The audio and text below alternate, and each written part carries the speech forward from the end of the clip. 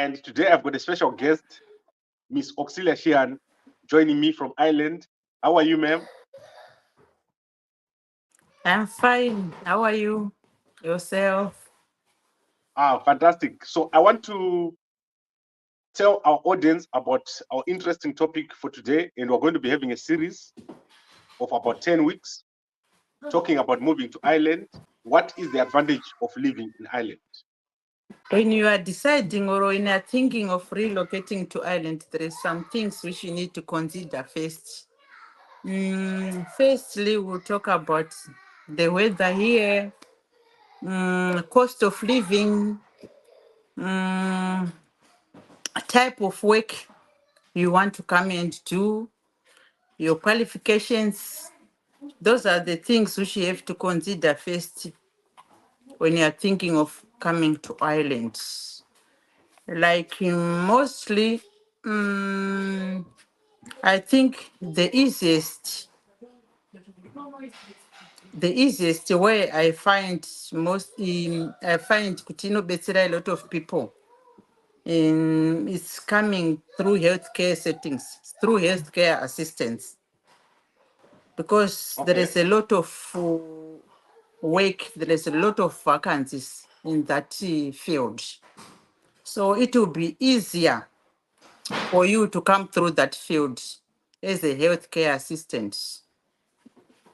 So what you Okay. need first, I think, to be considered to apply, you need to have a certificate. Isn't it a certificate? Yeah. Certificate. Certificates. Healthcare certificates, your CV, the right formal CV, isn't it? Well done. Yeah. Well done CV. Well done CV, they need reference, and they need experience too. They need experience. You have to have experience for you to be considered. Earlier on, I said about what things you need to consider mostly is the cost of living. Here, there is a bit of challenge with the accommodation. Accommodation is very scarce. There is no accommodation in Ireland. So you can't say if you want to relocate to Ireland, you said, I will look for accommodation when I'm there. It will be very, very, very hard because you can end up in a street.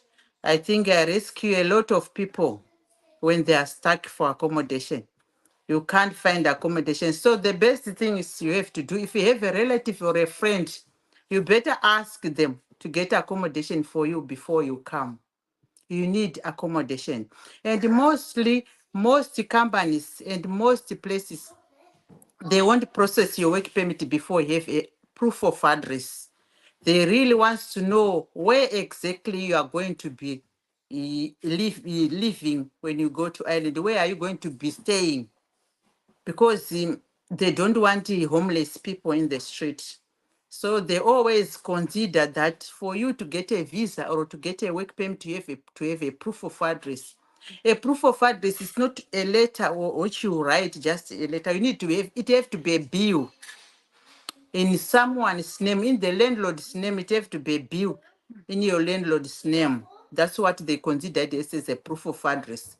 So then they can process your work permit. So we are looking at something like a single room is 600 or 500 upwards. Then in a double room, they are 700 upwards. You'll be sharing the kitchen, you'll be sharing the sitting room. And it's even very hard to get that room for sharing. So accommodation it's very hard to get in Ireland. Okay. How about the salaries in the health sector? How much does someone expect to earn? If we are talking about a health sector, we are talking about healthcare assistants, we are talking about nurses, we are talking about radiographs. There is departments in it, but I'll just um, tell you about a healthcare assistant. I know more about that sector. Mostly their salaries, they start from 13 euros 50 upwards. It depends about the company. Some companies they pay more, some companies they pay low. But I think the average is 13.50, isn't it? 13.50, from 13.50 going up. And the shifts, they are 12-hour shifts. So you have to be strong, fit enough. There are 12-hour shifts. There is no 8-hour shifts here. There are 12-hour shifts. And you'll be on your feet. You'll be working. So the salary starts from 13.50 upwards per hour. And some Okay. companies, they take that hour for break, so you'll be paid for 11 hours. Okay. And what are the other costs besides the rent? We have ESB electricity, 150 or 100 per month if it is a room. Because normally if it is a house, it can cost 1,200 to 1,000 per 2 months. So if it is a 3-bedroom, they'll be sharing that. So we're talking about 100 or 120 per month per person to cover the cost of the bill.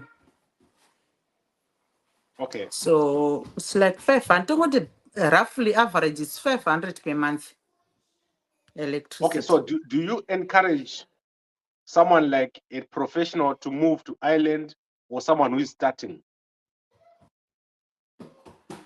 I think if you have a job in Zimbabwe or South Africa, which can give you 1,000 or 600 to save every month, or 1,000 to save every month, yeah, okay, to be there in Africa. Here, I think the only advantage which I can see is for the children, because education is free, and your child can go and take my degrees and degrees, because once Kanangor ne brain, when they have the brain, they can continue going studying, and it's for free.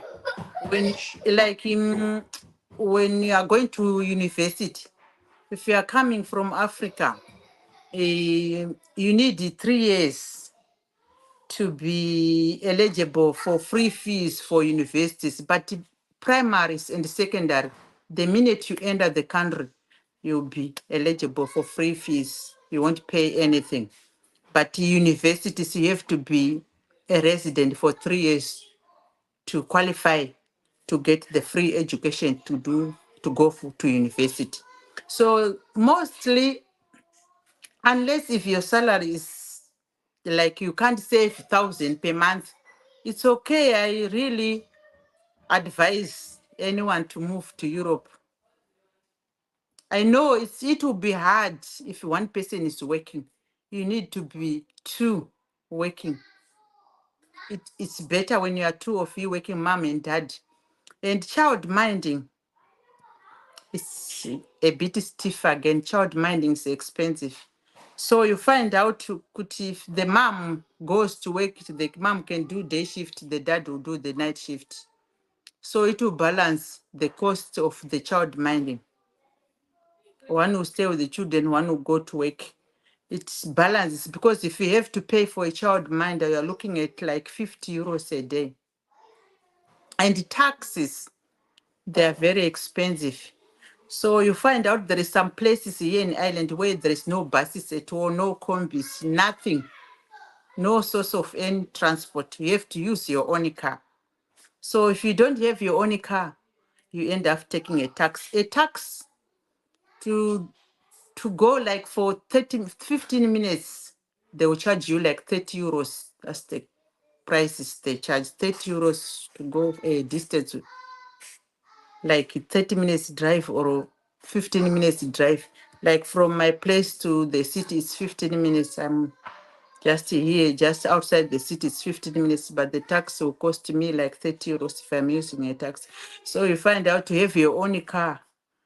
That's the other thing which I need to really advise people when they are relocating here. They need to budget like 1,500 to 2,000 to bring with you when you're coming to Ireland, to buy a small car to start with, because taxes are very expensive. Okay. I think it's clear, but I want us to start with the process. Can you take us through the process from start to get into Ireland, what someone needs to do when they're in Zimbabwe? and they want to be in the healthcare sector. Okay, what you need to do if you are there in Zimbabwe, you're in Africa, if you want to, you are thinking of relocating to Ireland, you need to start with doing courses. My Red Cross, there is another courses which is trending here. It's common here. It's Allison. Allison, everyone, they do Allison, and you can do it online. If you are not away with it, my number is there. You can give me a call. I refer you to the people who can help you. Some people, they are like me, I'm not good in computers and all these things like. So I can refer you to people who can help you. You need to have a certificate. You need to have a proper CV. A proper CV, which is which they normally there is like if I'm talking about a proper CV, it's the format they use here. So you need to have someone who knows about how to do the right CV, the ones which they really they really recommend. Like there is some ways, certain ways which they want to see on your CV. Are they there if you are healthcare assistants? So I have people who does good CV. I can refer to you. My number is there, and you have your CV, you have your certificate. You have to make sure experience is there too, and the reference. The reference, they have to be in an email, because most companies here, they real send an email to any of the people which you put on your CV as a reference. They want to get the feedback. So you have to put the email for your reference and CV certificate. You are on the road to start to do the my applications. Okay. And how does it work in Zimbabwe? Does one get a visa? Okay, when you have your CV at hand, your certificate, all what you have to do is to go online. You Google vacancies for healthcare assistants in Ireland. Send your CVs everywhere. Send your CVs. And you have to beware of scammers. You have to beware of scammers. There is lots of scammers. And in most companies, you don't have to pay anything. You apply, they if they take your CV, they consider your CV, they see, yeah, I think you are okay to take the interview. They give a date for interview. If you pass your interview, they give an offer letter. After the offer letter, they process your work permit. The company have to do all those things themselves. You don't need to do anything. All what you have to do is just supply them the information which they are looking for. If you see a company, or if you hear a company said, you have to pay me $20, you have to pay me 1,000, here is your offer letter, pay me this, they are scammers. There is nothing there. And me, I'm here in Ireland. So if anyone get anything like that, like you get an offer letter, you are suspecting, this looks not okay, contact me. I look at it and I can ring the number direct to see if it's a legit company. Then you can process. You have to beware of scammers when you are Googling for the job. And I also have a groups which you normally have, which you share links. How do we share links? I have a group of 10,000 people, 5,000 people on WhatsApp. So what happened if you are looking, if I heard this company is recruiting, I normally share on those groups. Guys, send your CVs to this company, send your CV to this company. That's how we normally operate, and that's how we normally help each other. Okay. And then in Zimbabwe, does the person have to go to the embassy in Zimbabwe, the Irish embassy? In Ireland, they don't need LIC, that's English test. I think your English test is your interview. Once you pass your interview, everything is okay. What you need to do is to have all the documents which they will be looking for. They want you to gather. When you gather all those information, you gather all those documents, we take them to the embassy along with the documents they send to you. You apply. The only money, the only fees you pay is a visa fee. But for work permits, flights, most companies, they provide all those things. But what they do, they offer you the offer letter. They give you an offer letter. They give you the job. Then you apply yourself for Okay. work permits. And you apply All right. So yourself for visa. You book your own I think the flights. process is clear. So the person will create a CV, then they will go Yeah. online and apply. Then they get an offer. They go to the embassy to get the visa. Then they come to Ireland and get started with their work. But they must have money for a car and money for accommodation. Is there anything else that is required? Yes. Money for car, accommodation, and food. Because some companies, their salary is monthly salary. So you see, you need upkeeping money for like a month. You have to have that much money with you. It will make life easier. You won't stuck. And what else? I think that's the main things. And warm clothes is cold in Ireland. The weather is not same as Zimbabwe. You need those tracksuits. And Okay, can normally you they bring your don't prefer family? the hoodoo. After a year. Okay, yeah. If it is a critical skill job, you can come along with your family if you have enough funds in your account to make sure no matter what, you'll be looking after your children and yourself. You have enough funds.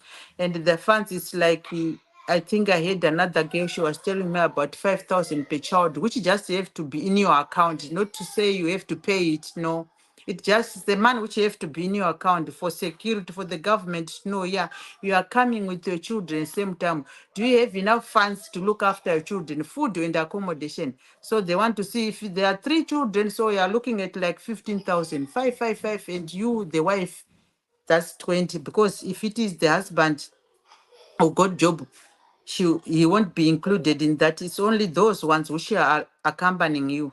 They need to see that funds in your account to make sure you are okay. You'll be having enough money to look after yourself. You can come along same time. But if it is healthcare assistance, they fall after a year. Why do they do that? Because they want to make sure you save enough money for them to follow, and you have accommodation, you have enough food. They won't be suffering. You won't go and beg to the government. You are well able to look after yourself and your family. Okay. So I'm happy with the information that you've provided, and I think we're going to bring it to an end. We're going to have you again next week on the same day. Is there anything else you want to say before we close? Not really. I just those people wants to be helped with CV. I have the people who can do their nice CVs, like, and they are there in South Africa, they're not here in Ireland. I just refer you, South Africa, Zimbabwe, everywhere. I know them people, I can refer them and they can get their CVs done and they can help with all the paperwork which they want to gather to start to do the application process. I think that's all what I can say. All right. Thank you very much, Mrs. Auxilia Sihan. And most people don't know that you're my sister. So I think now they know. Thank you very much. And we'll see you again next week. Thanks very much, Gambakwe.